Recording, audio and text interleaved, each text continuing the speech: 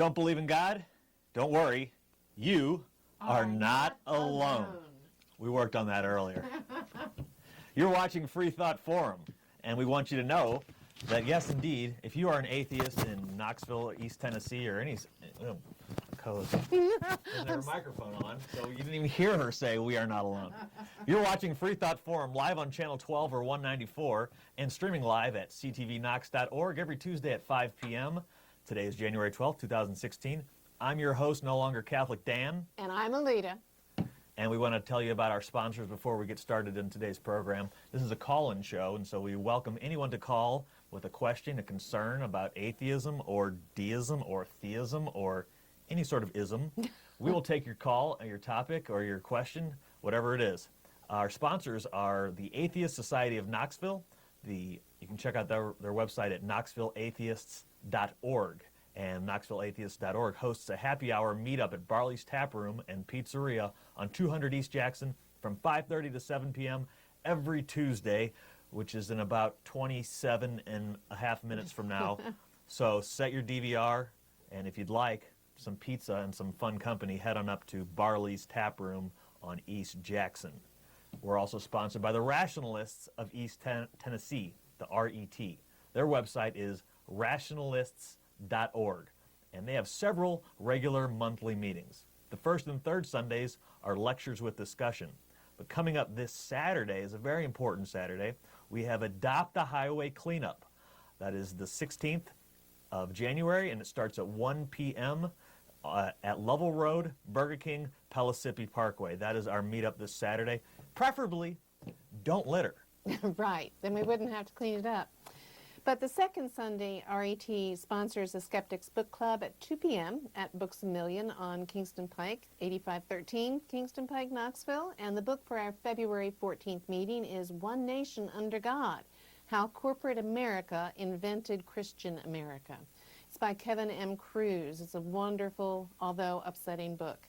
We're often told that the United States is, was, and always has been a Christian nation. But in One Nation Under God, historian Kevin M. Cruz reveals that the idea of Christian America is an invention, and a relatively recent one at that.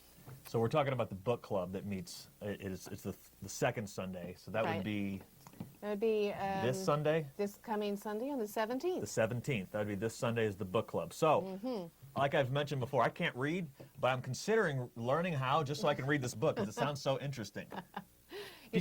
You're such a comedian. I'm not a comedian. I'm working on that a little bit as well. But seriously, yeah, the book is sort of looking at the I guess not a lie, but the... Well, it's really looking at how many of the memes that we see today were deliberately developed in the 30s. Right. So, and it's just reiterating through the decades. So if you want to check that out, you can read that book, One Nation Under God. I read something interesting earlier today, and it said, man, or the existence of humanoids has been 200 million years. I think maybe I got the years wrong. 200 million? Does that sound about right? 2 million. 2 million. 2 million. I got the... Yeah, that's because the dinosaurs 60 million years. 60 million, right. Humans, or that thereof, 2 million. God's only been around for about 6,000 of those 2 million. And even for those 6,000, he was there for about, maybe one lifetime-ish, 2 lifetimes. Right. So where has he been? Yeah, hiding out, it seems. I would love some evidence of existence that I just don't ever seem to get. People say, well, it would convince you, and they say, oh, it was a miracle, something happened. Well, it would be great if you said, my arm was amputated, I'd really like that new arm back, and bingo, God does it for you. Mr. Miyagi, yeah, it's never happened, though. No, it hasn't. But I'll ask you this. Do you think that if you actually saw someone regrow an arm, would that be enough evidence for you? Probably not. I'd probably want to know how they did it, what kind of scientific process they went through to get that arm to regrow. Right, yeah, because I've seen some crazy stuff. Yeah, I mean, we can regrow fingernails, hair, things like that. Well, we won't get into the science here. Last night, Alita experienced something, and she's going to tell us about Part of her job is, or duties maybe, for the Rationalists of East Tennessee, the Right. RET, is that you deal with the invocations Yes. of certain events. So Right. tell us about your scenario. All right. So last night I was giving an invocation at Oak Ridge at their city council. And there was a lead up to it which had some confusion. And honestly, we're not so sure whether it was deliberate or not. We'll take it on good faith that it wasn't deliberate. But some months ago, we were told that we would be put on the agenda at the first of the year. But then there was no further contact, no information coming out from the city of Oak Ridge about that. So one of our members on the committee for Invocations contacted them yesterday, and they said, "Oh yes, you are on the agenda." And this was So- a city council meeting. Right. Okay, so back us up a little bit. You are responsible for writing invocations Yes. for city council or any group, Any group that governmental asks for it. right, any governmental group that does invocations. And an invocation is what exactly? I mean, I know. I mean, for Sam. Okay. All right. It could be generally it's a prayer that happens before a governmental meeting. And one of the reasons we're doing this is because in the Supreme Court ruling, Green versus Galloway, it was decided that if government bodies offer invocations, they must also make them available for secularists to go in and give secular invocations. Okay, so does that mean if I attend an Oak Ridge or any council and you start with someone says, okay, we're going to start our meeting, Let us pray to Jesus. I then also get to say, well, we also get to pray to my Lord of the Smurfs? Not at that time. No. But you can get on their agenda for a later meeting. They Okay. have to make that provision for others to offer their own invocations. And so So the Lord of the Blue Smurf would be a good one. well, he's probably Papa Smurf.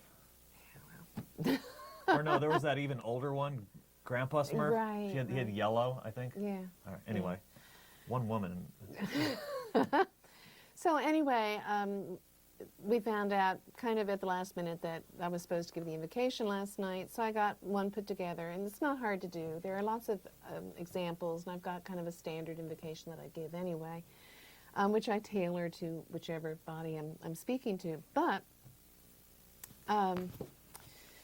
there were some other things that happened along the way. When it came time for me to actually give my invocation, one of the council members, a Miss Trina Bond, left the room. She got up from her chair and left the room. And I wondered at the time whether it was something urgent that she had to attend to or, what was going on. I didn't really think much about it. And then I got up to the speaker and my microphone wasn't turned on. So here, I can tell. I can always tell from feedback whether I'm being mic'd, and there was a mic there, and these council meetings are supposed to be recorded, for the sunshine laws, so everyone can see what's going on. No mic on me, and it wasn't until I was more than halfway through that the sound actually turned on. And here again, let's give them the benefit of the doubt. It could have been a mistake, after all. Could have been. I Right. forgot to put my mic on tonight. I was going to say, we got a mic error off the bat here, so maybe it's user error. So, still not upset. But then, as I continue my invocation, another council member got up and left. And So this invocation must have been like 45 minutes long. Oh, yeah, I've got it. And, How long? 2 minutes? I don't know if we have time. Okay. But no, really. So then, before my time limit, which was 3 minutes, Right. before my time limit was even up, the mayor cut me off. Okay. He said very firmly, "Thank you, Mrs. Ledendecker," and then turned to the person who was supposed to give the Pledge of Allegiance and started the pledge. I mean, I was aghast. I really was. As it turns out, things have happened since then. But, This was yesterday. What could have happened since then? well, things have happened today. Okay. But because this ill treatment actually caught the attention of the news media. Okay. Well, let me summarize here. So, if I have this straight, you were invited to come to the city council meeting and give the invocation, which Right. is the basic beginning, opening, we'll call it, Yes. of a city council meeting. Yes. And a couple of members deliberately got up and left. Your mic didn't work, and the mayor cut you off. Yes. Okay, so all of this sort of leads us to they're not happy with you. No, and I have further proof Okay. because on the webpage of the one who left before I started, her name was Trina Vaughn. I copied this from her webpage today, Okay. and I quote, "Prior to the meeting, I notified the city manager and the mayor that I would be stepping out of the room during the invocation. This was not an act of protest, but simply a choice to not participate in something that I believed might assail my beliefs. While I may not support the content of the participants' statements, I've yet to hear them, I do support their right to participate in the process just as much as any other religious representative," end quote. So she knew ahead of time it was going to be a secular invocation. Right. So, although it was not in protest, and I have to say, her beliefs must be awfully weak if she thinks an invocation is going to assail them.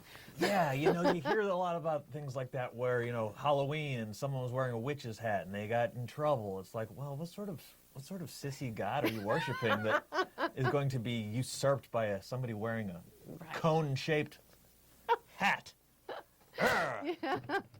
Man, I am banging things. Well, so it definitely was in protest. Yes. This person was definitely not happy with the fact that I guess that they previously were allowed to pray, and now they're not because of the SCOTUS's ruling. Well, they're still allowed to have the prayer as long as they Okay. also allow secular representatives So to do then the why same. did they bother with the invocation if they're allowed to? Exactly. Their best defense is to just not have an invocation altogether. Right. And that's what we'd like to see. Just stop the practice. But at any rate, Because it does nothing. It's absolute waste of time. it is. I mean, not that what you've written is not, worth reading, but it's a city council meeting. Exactly. And actually, my invocation was designed to exhort them to remember their jobs as city council members or governmental representatives to maintain separation of church and state. Okay. And why do we care? As atheists, it's a stupid prayer. And I'm taking, I know you're doing the devil's advocate. Evil, or what would be the opposite of non-science advocate. Right. But why? Who cares? It's 2 minutes where they go, Jesus. Because there is a definite preference within government bodies for religion. And that's something I think we all need to fight. There should be the Second Amendment says there should not be an established religion. So that this is why we do it, to maintain that separation and to push the envelope that lets them know that having those prayers really is giving preference to religion. I totally agree with you, and we have a phone call that we're going to take, and hopefully they'll be able to add to this discussion. You want to start it? You press the button, bud. Okay. Okay, are you there, caller? I sure am. Is there a name or nickname we can use to address you? Paul. Paul, okay, good to hear from you, Paul. And you have a question or comment? I just had a quick comment. I wanted to share something that I find very important about atheism. Please. Okay, go ahead. And that is that I feel like I was born and raised Christian my whole life, and I always found it interesting that the Christian authorities kind of beat into your head how freeing being a Christian is, and how Jesus can free you. And I just really always felt trapped in that world until I was in my late 20s, and I came to the realization that it was all phony baloney and a make believe.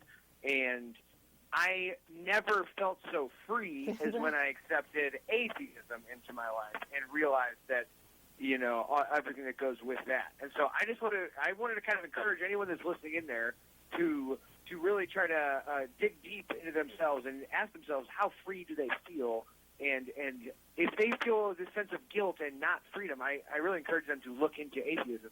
It was the most freeing thing in my life. You're not living under that threat that if you do something wrong, and some of the things you can't even tell whether they're wrong or not, but you might go to an everlasting hell. So yes, I agree. It's very freeing. So I have a question for you. So you said you were raised Christian. when you were growing up, did you actually believe what your parents were telling you, or did you just sort of go along with it? Because I had a very similar experience to you. I was raised Catholic, probably very similar household, and I felt like I was being watched all the time, and I felt scared a lot of times that I didn't need to. Did you feel that way? I wouldn't. I would just. I would say that I did believe with my whole heart that I needed Jesus in my life in order to, have a correct afterlife. I was not just like playing along to keep, mom and dad happy. And that was what made it actually more scary. Yeah. Because there was an actual hell that I truly believed in and was very scared of. And I also feel like it led to a lot of guilt for me. I was always feeling guilty. I shouldn't do this, knowing that I could potentially go to hell. Right. I don't know how you were raised, but I only believed in the bad stuff. Like, I only believed in hell. I didn't really think that heaven existed, but I knew that if I screwed up or if I did something that my parents or the elders told me not to, that I would go to hell. You'd burn. But not heaven. I didn't really believe in heaven. So, Paul. Yeah. We were talking earlier about invocations, and so you live in the community, and you ever hear like a public address meeting where they start with a prayer. As a current atheist and former Christian, do you feel offended in any way when you hear somebody start with, "Oh, let's open this meeting with a prayer"? Is that offensive? I would not say I feel offended, but I do think it's wrong. And because I do, if I think that if you measured the good versus evil of religion in the world, evil would outweigh the good. It does more bad than good. So the more that we start public normal things with a prayer, it just emphasizes this normality of religion. And I think until we get past that and actually separate religion and state, which in my opinion is not currently done, it makes everything it normalizes starting with the prayer, and then inadvertently, pushes religion on people, in my opinion. So, can I sit there and pretend I don't care? Sure. But I would much prefer if public things were not started with the prayer. Exactly. I just prefer it because I don't want to waste the time. If we're at a government meeting, chances are it's not incredibly exciting. It's like, let's get this thing rolling. Same thing with like the Pledge of Allegiance and National Anthem. Get rid of them. Yeah, let's start the football game. Well, yeah, it is. You ever think about the Pledge of Allegiance? It is really weird. Like, we stand and put our hand over our heart and we pledge allegiance to a flag. It's really unusual. Yeah. Well, thank you so much, Paul, for your call. We really appreciate it, and we hope that you keep listening.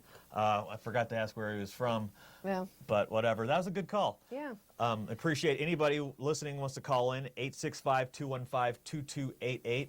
Just want to discuss atheism. Right now, Alita's telling us about Invocation and her experience last night. So, obviously, they knew that a secular invocation was being given, even though we were somewhat unsure whether we were going to be on the agenda. They knew. But let me share the invocation with you. Let's hear it. Because it's so offensive. I'm pre-offended. I'm sure you are. In fact, it was so offensive that the second person who left told a reporter that he just couldn't take any more of it. Okay, so this is the invocation that was to be read last night for the Oak Ridge City government. And I will tell you where I was cut off by the mayor. And I was told I had 3 minutes. And watching the video of the invocation, they were already into the Pledge of Allegiance at the 3-minute mark. Okay. So I was cut off well before my 3 minutes. Actually, 2 minutes and 32 seconds into my talk. So this is what I said. Good evening, Council of Oak Ridge. As I solemnize these proceedings, I want to acknowledge the service of the council members and share the appreciation for their willingness to be a part of the governmental process. We owe a debt of gratitude to those who take on the burden of public office. Thank you for your service to the citizens of Oak Ridge. Pretty offensive so far. I'm seething. But here we go. Now, let us not bow our heads, but hold them high with eyes open, so that we may keep them focused on the issues facing Oak Ridge in order that they may be considered with reason and compassion. When this body comes together to govern, they do so with the consent of the citizens of Oak Ridge. Oak Ridge is a very diverse community with many different views and opinions. I urge the members of the City Council to face the future and their civic duties with full recognition of their responsibilities to all the citizens of Oak Ridge. I urge you to maintain our trust that you will recognize and serve equally the growing diversity of your constituents with favoritism toward none.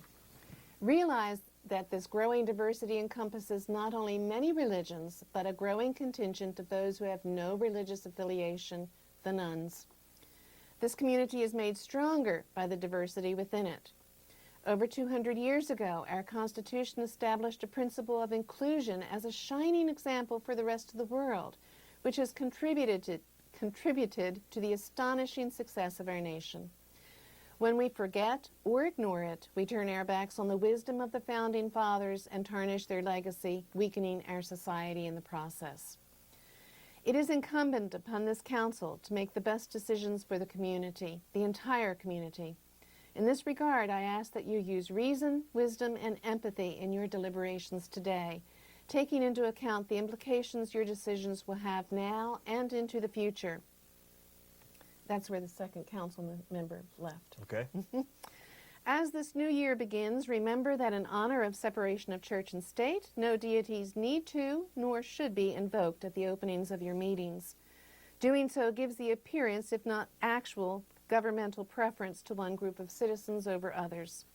The council is a civic body, not a religious one, so should recognize that secular authority in government is not only sufficient but preferable. James Madison, founding father and president, and I was cut off at that point, said it well. And this is quoting Madison, and I have no doubt that every new example will succeed as every past one has done in showing that religion and government will both exist in greater purity the less they are mixed together, end quote.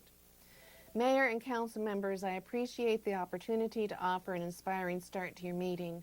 Now let this honored council proceed with its business, remembering also to honor all of its constituents while upholding the principle of separation of church and state. Thank you.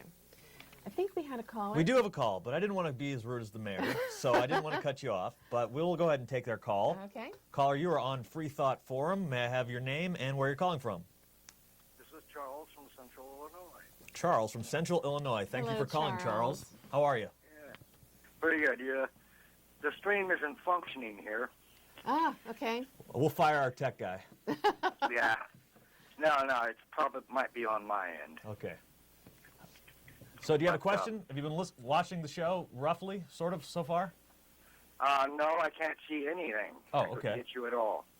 Well, But they said it was on the news, mostly.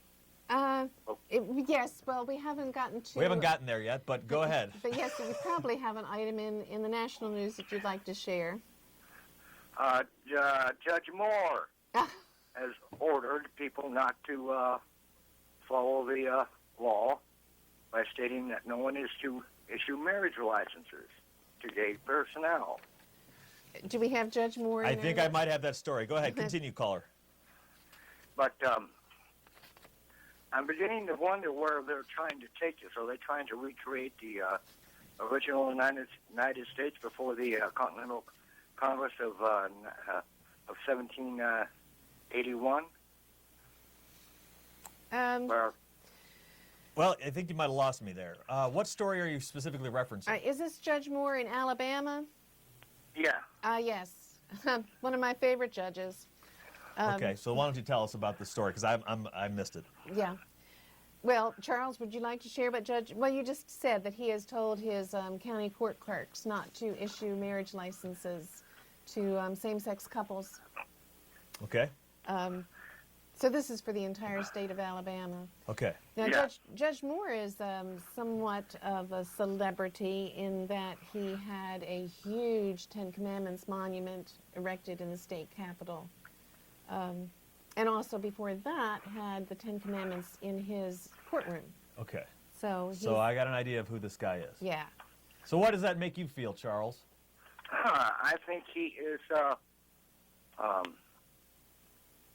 incredibly arrogant over his and willful ignorance about American history. He never paid attention apparently in school when they talked about the 14th Amendment. And he never, ever heard of the Treaty of Tripoli, unanimously signed by every member of Congress, where it implicitly stated that we are not a Christian nation. Exactly. So, But not only that, he ignores the Second Amendment about establishing a religion, because putting his Ten Commandments monument. Yeah, hold on. The Second Amendment is the right to keep and bear arms. Oh, sorry. Yeah, First Amendment. you confused me there. First Amendment. I didn't want to cut you off of it. First Amendment, you're right. Okay, go ahead. And he's apparently not aware that the vast majority of the county clerks in Alabama issued the licenses, even though what's-her-name, Kim Davis, refused to do so. Right. So I don't know how much oomph he's going to have. It'll be interesting to see. This would be a good story to follow, wouldn't it? Yes. So this judge is saying, telling his clerks, don't bother giving out same-sex marriage licenses. Yes. And no, he's issued a ruling that they are not to. Right. so how does that work? So shouldn't the federal government come in and have him arrested for violating that SCOTUS ruling? Or is that a states' rights thing? Yeah, I know. That's the problem. It's just they pull up this states' rights card, and Judge Moore is good at finding loopholes, or he thinks he finds loopholes. So, but we'll see what happens. I would like the federal government to come in. So what was the precedent set with Kim Davis? Do you remember, Charles? I think he's pulling some kind of the state of Alabama Constitution is legal and binding in the state of Alabama, and there's nothing the federal government can do about it, but I'm not certain. Okay. However, the federal Constitution says that it supersedes the state authority. That's what I would figure. Yes. Yeah, that's the 14th Amendment. Exactly. Right. Okay. So, I don't know how that's going to play out. I do know that he got kicked out of office, but was reelected again over that the Ten Commandments. 10 Amendments. Mm-hmm. So, yeah. So what would you have us do, Charles? I don't know what to do about religious wackos like him.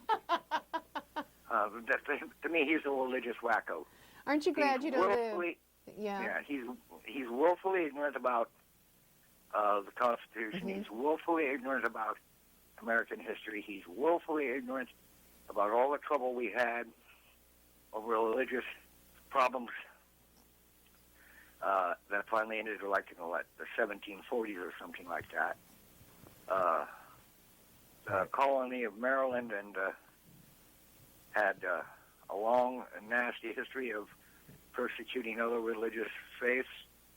The Puritans did the same thing, and so forth. So, how is he going to reconcile his religious beliefs when another Christian denomination shows up? Right, or when there's a different majority in the country. Has to cut both ways, doesn't it? Yeah. Well, that's why I brought up the original pre-Continental Congress that started the move that made us a republic. He's trying to act as if we're still the Confederation of the United States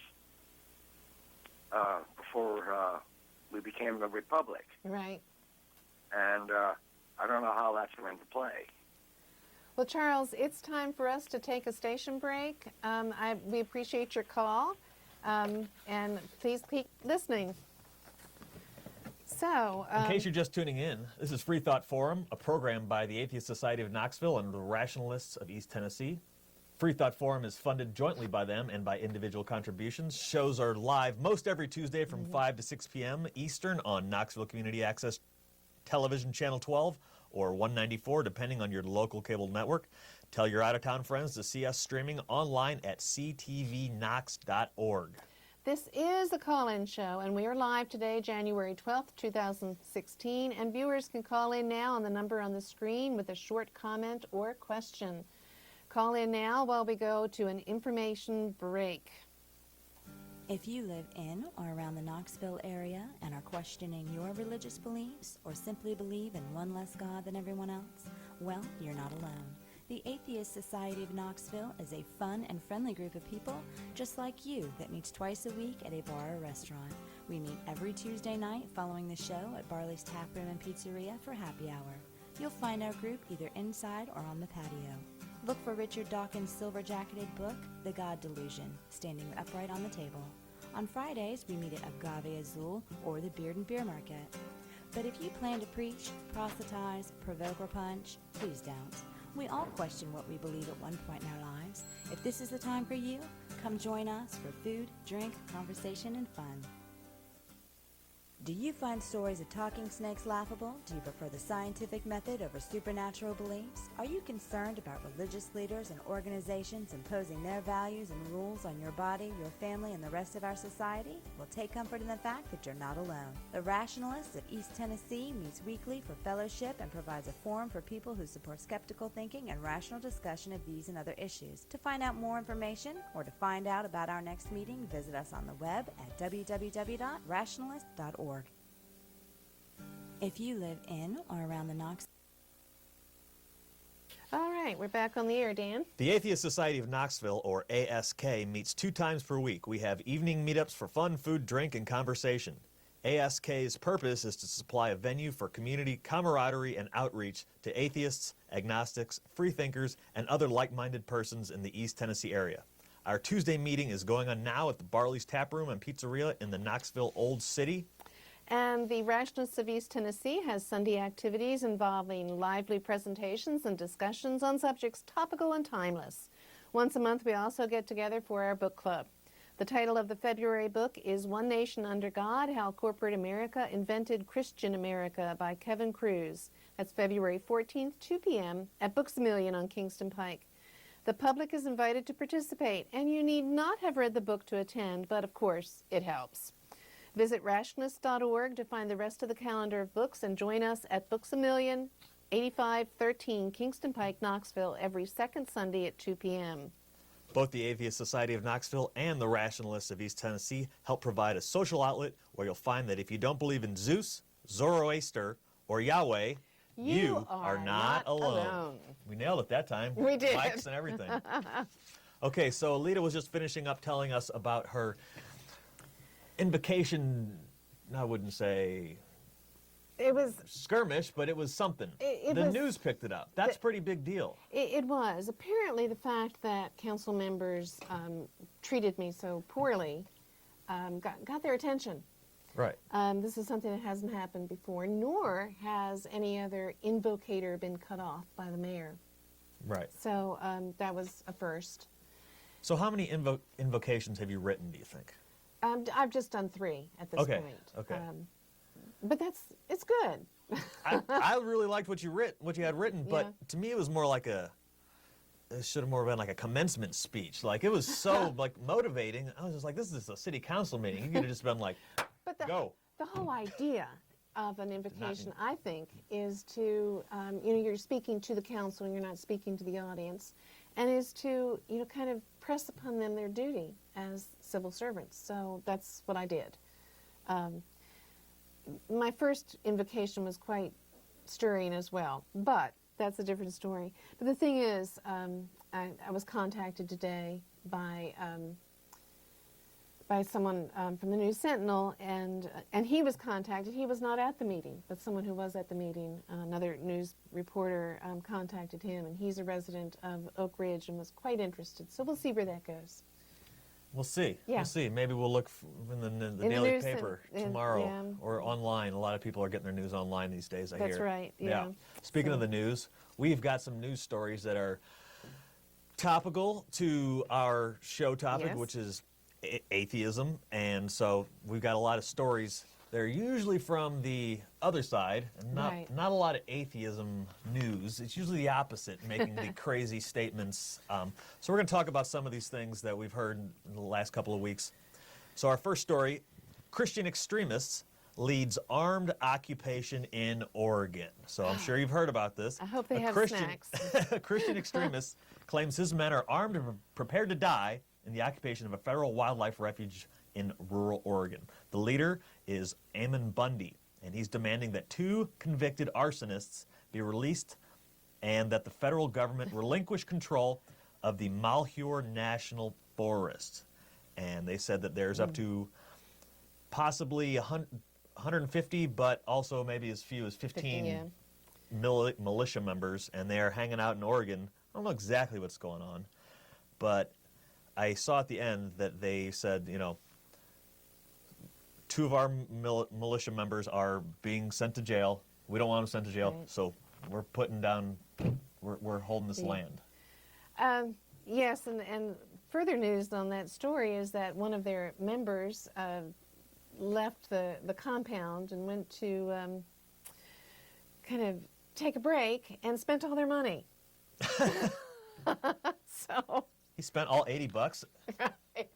what? And apparently they need snacks too. So I just saw a little bit on the news. I've been kind of catching it. They've got a tower and they got some guns, but apparently it's just a bunch of ticked off northerners. Right. And apparently the federal government is not moving in and releasing them of their holdings at this point. It's winter, it's cold, and there's nobody there. Yeah, they've got land that is completely unpopulated. Yeah, right. Go ahead, buddy. Have at it. When the weather warms up, maybe we'll do something about this. But It's just the 2 members they're talking about, they were illegally poaching, and they set a forest fire in the area to try to cover it up, supposedly. So they were illegally poaching, and now they're saying, well, it should be I don't know the whole deal, but it's a mess. And so if you're up in the northwest area, don't get involved in this. no, there's some wackos that live up there. Yeah, there's especially in that Seattle, Oregon area, lots of hippies with long hair and beards. Man, you just can't trust those Those guys. long-haired hippie freaks. All right, we have another story. Gordon Klingenschmidt blames demonic influence for failure to defend Planned Parenthood. So Klingenschmidt, G. Klings here, he's always in the news here. On his Pray in Jesus' Name program recently, Colorado state lawmaker and religious right activist Gordon Klingenschmidt blamed the demonic spirit of murder for congressional failure to defund Planned Parenthood. This is so off base. It actually scares me because I might even be possessed of the demon at some point if that's what's causing this. It's just, oh dear. Oh. So defunding Planned Parenthood, this guy is trying to make this demonic presence. This is Congress is acting demonically. And aside from the story and whatever it's about, why do we let these people even get the second word out of their mouth and not just be like, shut up, you're wrong, you're lying, you're wrong, you're insane. Insane is a good word. Right? Defunding Planned Parenthood is this massive, huge congressional undertaking that wasn't just the whim of the devil, right? Right. And it's not even defunded. No, it's not. However, it's part of the bigger plan. And Right. This is part of what that book in the book club is talking about, or at least another book. Part of this plan is actually to have religion really have a stronghold on our government. Well, it's this bigger piece of sort of undoing everything that Obama has done. Am I wrong? Not just Obama. It goes back further than that. But specifically, these Republicans and Tea Party, they hate Obama, right? Oh, boy. And so anything they can do to counter anything that he might have stood for, they're going against. And so though he's saying that if we don't defund Planned Parenthood, then we're doing the devil's work. That was basically the gist of Klingenschmidt's. Right. And it's just like why is anyone listening to you? You're clearly insane. That just doesn't make any sense. Well, tied to this is this whole sanctity of life idea, and saying that a fetus has the same rights as a person who's living, inviolable. Right. So it really is a religious agenda, and this was one of the things that came up at the council meeting last night. Really? Really, Abortion, or this topic? sanctity of life. Oh, okay. Okay. So apparently, this term, sanctity of life, and this movement to have a sanctity of life day every year was started after Roe versus Wade as a way to push the agenda of fighting abortion. Okay. Okay? I'm with you. And that's the whole point with Planned Parenthood. Right. They're blowing it out of proportion, saying that, that's all Planned Parenthood does. All they want to do is harvest kill those organs. babies, right? That's all they do. Yeah. But, Apparently you've never looked into Planned Parenthood. so one of the council members, in fact the one that walked out before my invocation, wanted to add to the agenda, it was not on the original agenda, having Oak Ridge make a Sanctity of Life proclamation. And I was really pleased that one of the council members, her name was Ms. Miller, argued against it, saying it was controversial, and Oak Ridge, according to their charter, did not deal with controversial issues. And Ms. Bond said, oh, it's not controversial. Why would this be controversial? We love trees, don't we? What is so much, we should be loving life as much as we love trees. Right. So, this abortion thing it all stems. The Bible doesn't. It's Christianity specifically. The Bible doesn't mention abortion at all. No. 0 times is the word abortion in there. right. And so what they're referencing is the sanctity of life, like you said, and forgetting that the first. I think it was the 5th commandment says, "Thou shalt not murder." Or was it the first, Yeah. 5th or 6th? I- 5th or it 6th, really- somewhere in the yeah. top 10. It's a big one. Top 10. It's a big one. David Letterman would definitely have it on his list. And then they go out and it's like, okay, murder, and then you look at the rest of the book, and there's how many people did God murder? Oh, It's in yeah. the millions. It's just horrendous. Horrendous, right? Yeah. Well, obvious stories, but theoretically, they believe that that's true, and so they're saying, well, we can just extrapolate that backwards down to the second conception occurs. But what science has told us is that it's called a blastocyte. Right. It is a female egg and a male sperm, 2 cells, right? They're each I guess the egg is a clump of cells and the sperm is 1. So it's, am I wrong? No, It's 1 and 1? Yeah. It's just the egg. Point is, it's below a dozen. But it's not human life. No. And then these extremists, these absolutely Christian fundamental extremists go out and they commit murder or other horrible stuff. Right. Killing abortion doctors. Right. That's okay. And all it makes me scratch my head because it's like, well, it's all going to come out in the wash anyway. Like the aborted fetus is going to heaven, right? There you go. Right. He didn't even have a chance to sin. No. So certainly going to heaven. So why do you care? Like, what are we doing here? It just makes me go back to this Oak Ridge thing and think, are we out of problems? Yeah. Like, this is what we're doing with our time? Exactly. Why are they wasting time on something like this? In fact, the whole meeting was this one teabag. She was a teabagger, obviously. But she just undermined the meeting. It made it drag on and on and on because of her picking at all sorts of issues. She was slick. It was interesting. I'm glad I went. I'm glad you did too, but we got some. All right, well, moving on here, we got another brilliant old guy telling us some stuff. God tells Pat Robertson that war is coming, but his TV network will prosper. And that is because. That is because all of his listeners will continue to give him money. Yes. There's Man, the saps. Jeez. Yeah, God definitely wanted these preachers to be multimillionaires, didn't he? Oh, does it say anywhere in the Bible that It said something about a rich man going to heaven. easier than camel. I don't know. What is Yeah, that? I don't know. The I don't know. It is pretty nutty that these guys have the audacity to get out Pat Robinson, whoever it is, even Carson or any person Yeah. who's a talking head out there. They're making a ton of They money are. They off are. of you. Don't give them your money. Pat Robertson welcomed in the new year by spending some alone time with God, and lo and behold, his prophecies for 2016 are already coming true. God told him that war is coming to Saudi Arabia and that the kingdom will fall. He said that the recent controversy surrounding the Saudis' government execution of a dissident Shiite cleric, which sparked protests throughout the region, has proved the validity of what God told him. I wonder how many of the things God told him that aren't going to come true. We're not going to hear about those, are we? What is that called? Cherry picking? Could be. Is yes. that called cherry picking? Right. So Or hindsight. whichever. hindsight, right. Robertson goes on. I mean, war in the Middle East. I mean, good prediction. Oh, man. Stepping out on a limb there.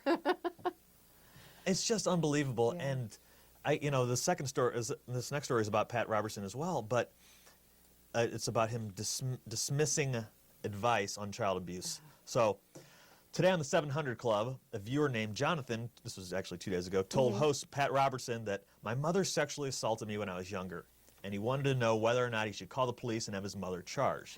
And Robert, I mean, it's horrible, your mother sexually abused you. Right. He calls this guy, Pat Robertson, and says, what should I do? He says, my dad's already dead, my mom's grown up, and Pat Robertson and all his infinite wisdom is like, meh, it happened when you were a kid, forget about it. Forget about it, How can anybody forget about that? It screws up your life. I'm not saying you got to have your mom thrown in jail, but you should probably get some counseling. Yeah. You should maybe look into it as far as, but to be so dismissive of his abuse, because his story was, well, she was doing it because she loved you, and she was right, and so he's got all these sort of non-psychoanalytical responses that are just sort of like, Oh my buck gosh. up, And see, this is, people say, well, what's wrong with religion? Why do you fight against religion? And these kinds of stories are horrible. Religion does so much harm to so many people.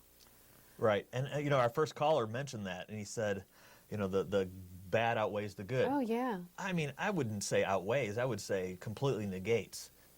Well, I mean, look at the wars that we've had. How many have been religiously? Right, all of them. The Inquisitions, the Crusades. Right, the Salem witch trials. Well, but they were witches, though. Oh, Because they died, and so. Oh There's no! Wait, proof. that means they weren't. No, wait. Was it if they lived, then they were a witch? well, but too bad. Too bad in the end, either way, right? Too bad in the end, right? Yeah. But it's just incredible harm that religion does to people. it brings up an interesting question that it's kind of the one question that motivates me all the time is like, what should we as atheists actually be doing? Like, I'm not smart enough to go out and write invocations. Oh, I bet you are. Well, I could copy paste some stuff. But I mean, seriously, like what should the good atheists do? And I don't think it's enough to say have a conversation or have a debate, because that doesn't work. I think there are so many, but we don't know that it doesn't work. And I think sometimes it does. We just don't see it right away. I think sometimes having those conversations might be just a chink. And then another conversation might be another chink. And another one might be another chink until the whole castle falls down. Right. For instance, when I was growing up, I had the opposite view of religion as you did. I didn't think much of hell. I thought about heaven. But, I thought it sounded a little hokey. And that whole thing of God watching me was creepy, right? And I also, as a kid, was like, why would God be interested in what this 8-year-old kid is doing wrong? It's just like, really? How many 8-year-old kids are there in the world doing things wrong the priests have got an eye on them. moment? Yeah. Sorry, too soon? So, but, those little doubts kept piling up until they outweighed the And I was belief. actually going to ask you specifically, because I don't know, like, what was the over-the-top moment? Oh, the over-top moment was when I decided to convert to Episcopalian from Methodist, just because the Episcopalian Church had a better choir. Okay, all right. It was good reason. Just as logical as anything else. You know, and having to go through confirmation classes. So then you said, the heck with That this. that was it. It was just I realized that that they were pushing a bunch of hooey. Yeah. So never got confirmed. Never got confirmed. Well, I got confirmed in the Catholic religion, but I honestly, like, I had a confirmation name. I have no idea what it is. I think I might have picked one of the Ninja Turtles. Like, I seriously, like, it might be Raphael. I'm not even kidding. But we do have a caller, and Okay. let's see, maybe it's Raphael calling us. Hi, you're on Freethought Forum. Can I get a name and where you're calling from? My name's Al. I'm calling from Knoxville. Well, hello. A little louder, please. Oh, this is Al from Knoxville. Okay, Al. Al, how are you? Fine. How are you? Great. You have a question? Well, no. The man there with the funny shirt on, he said, "What should atheists do?" Yeah, what could be our plan of attack? Not attack, but just like How to help? how to help. What do you think? Well, what you ought to do is you just ought to make fun of the Bible, make fun of Christ, make fun of Bible believers, make fun of people who believe in Jesus Christ, believe in being born again. Make fun of that. Okay, that's what a you ought great to do, idea. We because should you're do that. stupid. Should we have a show that does that? I don't know. Well, yeah, I mean, there's lots of silly stuff that we could make fun of. Yeah, why don't you talk about what you don't believe in? I don't believe I don't believe in unicorns. I don't believe in The Santa. Tooth Fairy, do you? Well, the Tooth Fairy might, I did get a man. quarter. Did you? A couple times. Golly. My- You're- yeah, my- you're I have a tooth fairy. program about the Tooth Fairy. You don't believe in the Tooth Fairy. No, but we're not having a program about what we don't believe. We're having a discussion What? about current events and the news and how the religions of the world influence our world. And so it's I our don't world. believe in prayer. No, prayer does No. not work. It absolutely, it's never worked for me. Yeah. That's what I'm saying. You don't believe in it, but you're talking against it. Right, but again, we're not having a discussion about what we don't believe. We're having a discussion on No, the you're topic not. of religion and how it influences the world. Why don't you have a discussion about what you really believe? I believe that people can help each other. I believe in compassion. I believe in love. Compassion. Yeah. Wait a minute. You said That's great. compassion? Yeah, compassion. Every time there's a baby that's born in the womb, that's in that womb, when it's aborted, it stops a beating heart. And Oh. they pull out the head. They have to break it in pieces and pull out the head, pull out the arms by pieces and the legs by pieces. And you're saying it's just nothing. We shouldn't talk about it. And then it goes into the blender and we drink it, right? well, Al, how many abortions have you had? And how many people do you know who've had abortions? I don't know anybody that would have an abortion. Oh, I did. You had an abortion? I did. I had an And abortion. you killed your own child. You killed your own offspring. What's wrong with you? Oh my gosh, I must be an evil person. You're an evil person. You're going to go to hell? Well, I don't worry about that because there is no hell. And yes, there is. where? It's in the center of the earth. Well, Oh. that's, have you been? 'Cause I don't think anyone's gone and come back. No. Oh, yes, Jesus has. He went to the depth. He went to the middle of the earth after he died on the cross. Is that in the Bible? It's in the Bible, Luke chapter 16, Middle of the earth. I'll have to look that up. of the earth.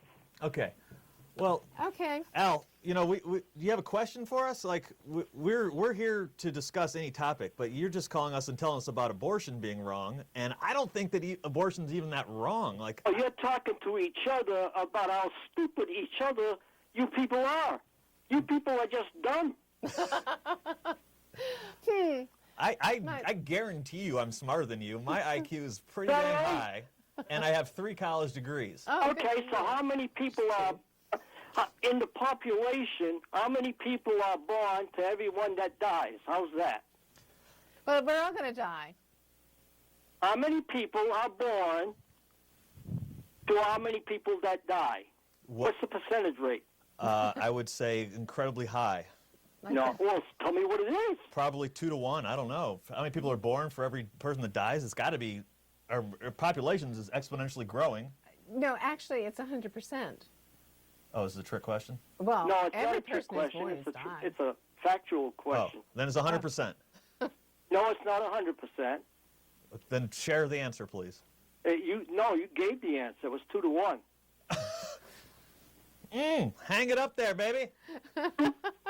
2 people are born for everyone that dies. Okay, that's an excellent point. Now, So how what many would you have years us do? you been on, has the earth been here and man's been on the earth? Tell me. How many years man has been on the earth? Oh, we talked about We talked that about this earlier. 2 million. How many? 2 million. 2 million. Right. And if there's 2 births for every death, and you multiply that and get to 2 This must million be that new years, math I'm hearing. you'd have people standing up shoulder to shoulder around the earth. You're right. We would. So why not? We need to thin the herds with some abortions.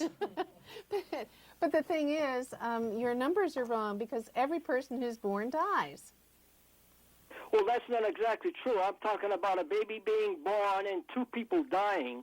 2 people Yeah. that are alive, Right. Not dead. and one person dies. That's how the population expands. That's a great lesson. Well, no, it's a truth. It's a truth. What's your factor. point? And, as the Earth What's your spins on point, its Al? axis of What 1,000 are miles you per yakking about? hour. We have no idea what you're talking about. Oh, listen to this. And it travels around the solar system at 66,000 miles per hour. It picks up 1/4 of an inch of dust every year. The Earth does. So if it was 10 million years old, we'd be walking in 14 feet of dust. Okay, I got you. So your point is to say that the Earth's not... It's 6,000 years old. Okay, 7,000 there years we go. old. Long way to All get. right. Okay, so you're lying because you've clearly are ignoring all the evidence that says otherwise. No, Or- so I'm it- you're- or you're- giving you the reason why you're wrong. Okay, so you are either stupid or a liar. So which one is it? Because it's not what you say. So are It you is are you what I said. absolutely insane, or When you are travel you that around dumb? the solar system for 1 year, Right. the So I'm Earth going with collects dumb. 1/4 of an inch of dust on the Earth. That's not. That doesn't matter. It does matter. It has If nothing to do with If it. it's 10 million years old, we'd be in 14. We can look back at the fossil records It's and more than clearly 10 show that there's been human Human what? evolution for the last 2 million years when we started out as a single cell organism and now we are human beings. Oh, So first, you no, you were a just monkey choose to first. not look at that. You're And you're choosing to still a put your monkey. head in the sand But- and say, You made a monkey out of yourself. No, monkeys made up themselves into us. actually, we are not evolved from monkeys. We're evolved from chimpanzees. Or and not- Okay, no, not you even made a that. chimpanzee out of the yourself. What do you singular- want? Right. Yeah. And it's been actually a pleasure to talk with you, Mr. Al, but We have it's to wrap time the for show us up. to wrap it up. Thanks a lot. Bye. Wrong button. Better go to... Oh, that was quite interesting. I've been waiting to talk to Al for a long time, and I just want to say real quickly, Al, call back anytime I'm on the show. I'll put you on for the whole hour. I don't care. Because you're not making any sense. And you just don't want to look at the evidence. So Yeah. I'll lay it all out there for you. He's using a book that as his source of information that is erroneous. So It's yeah. called circular reasoning. Anyway, that was Freethought Forum. I'm no longer Catholic Dan. This has been my excellent co-host, Alita. And we want to remind you of our sponsors, and that is knoxvilleatheist.org. For all the information, check out their website, or rationalistofeasttennessee.org. Those are our 2 websites of our sponsors. Also, you can see the show on Tuesdays from 5 to 6 p.m. on Eastern Time on this Knoxville station, 2200 Greenwich Mean Time at ctvknox.org. Go ahead. So we just want you to remember that we thank the staff here at CTV Knox and all our viewers. And remember, You you are are not not alone. High five.